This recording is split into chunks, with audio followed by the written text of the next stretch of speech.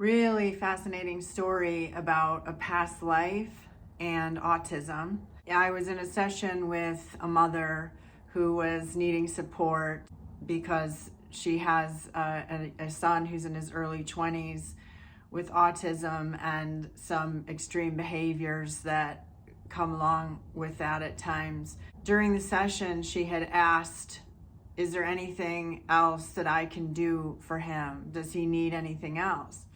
And the cool thing is, in sessions, in this work, the person doesn't have to be present. I just will tap into the soul and ask, do you want to weigh in? Even if it's an animal, even if it's land or all these things. So that's what I did. I said, well, let me ask. He readily stepped forward and he said, I'd like to paint. And I said, interesting. He's talking about wanting to paint. Does he, is he set up for that? And she said, no, but that's something that we thought of. And, I don't want to say too much, but he started describing the way that he wanted it set up. And he was like drawing a picture for me about it with all these details about it being, I'll say more about that, but in its own like little shed in the backyard. And then suddenly I was like, oh, well, who's this? I could see a man come in on my left, and the young man with autism was here on my right. And I was like, interesting. And this man was walking with a blue suit on and a briefcase through what looked like New York City. And there's so many ties to that for the woman who was in session to 9/11 and things.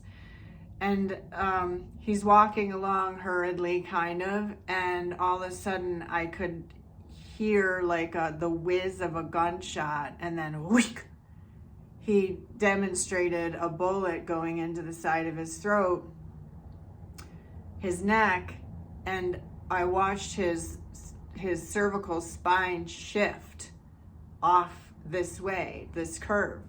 This man, who happened to be this young man with autism's past life, so that was made clear. And then they both kind of rose over the mom's head.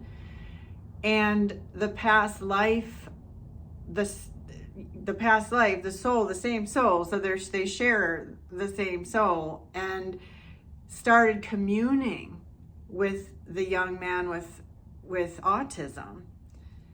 And he started explaining, and this is the really phenomenal thing and truth about this, is that like our past lives, that our souls can begin to help explain why we're in the experience, some of the experiences, not all, but some of the resonant experiences from a past life to the current subconscious mind through the soul, because it's all the same, and if that makes sense, and drop the information in, and then it begins being understood by the subconscious and then into the human mind, and many times it can resolve a lot of things. I have so many stories about that. And then I was telling the mother about what was happening, in the session, and she was like, oh my gosh, he has like a huge curvature in his neck that we don't know what happened or how that came to be. So that's pretty like phenomenal, right? So that was explained. The man in the blue suit, let me just call him that, he started explaining and showing, demonstrating that he died, who was the autistic man in this life, he died suddenly like that in that life, and his life was so fast paced, and all these things, like it felt like he was like maybe traded money or like on the stock, it's like it was something like that. And then he didn't fully resolve, he didn't stay on the other side long enough. And this, I've heard this a few times over the thousands of sessions I've done. And so he came back in as this young man with autism. I was witnessing him painting, And his past life said, paint a portal to find your way back to me, basically. You'll find your way back to yourself through a portal that you paint. Like my hair standing.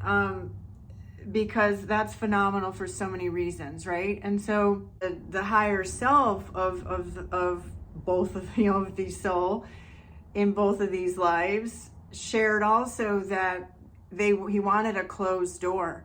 He didn't want any like people watching him or taking pictures of him doing it or like putting it out in public.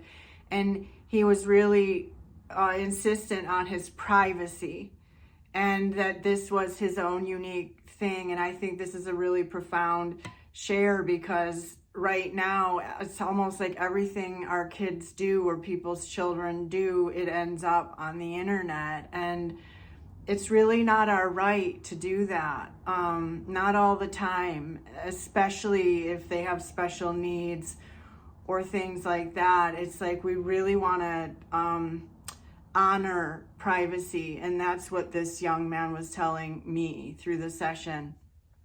We can go on and on about that.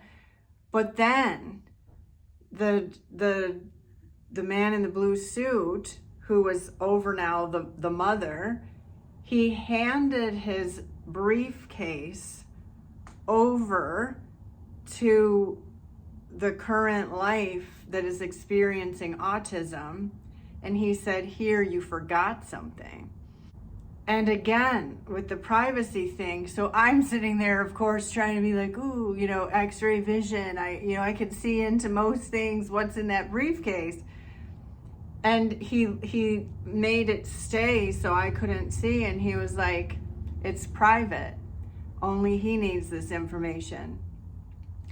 And so to this day, he's helping him by saying, hey, you forgot something, like a piece of yourself, a piece of your truth or something. I don't know. But what I do know, I've worked a lot with autism, and there is a level of brilliance.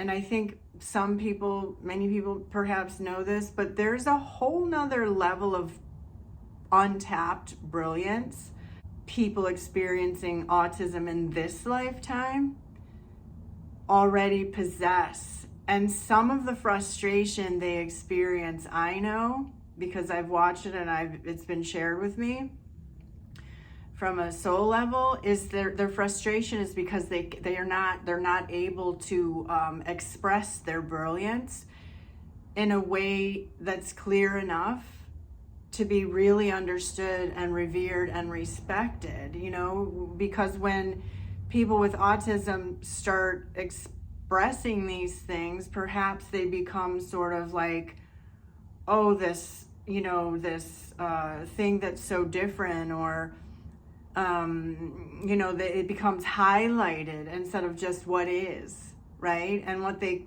come here to offer, the brilliance that they come here to offer, so many different levels, is pretty profound. They so easily, in fact, more easily than most people in human bodies, they prefer unspoken communication. So the nonverbal communication is because it's innate to us. Like people use words, we don't use words in spirit, and the brilliance that can be expressed through the soul, through the non-verbal, is profound.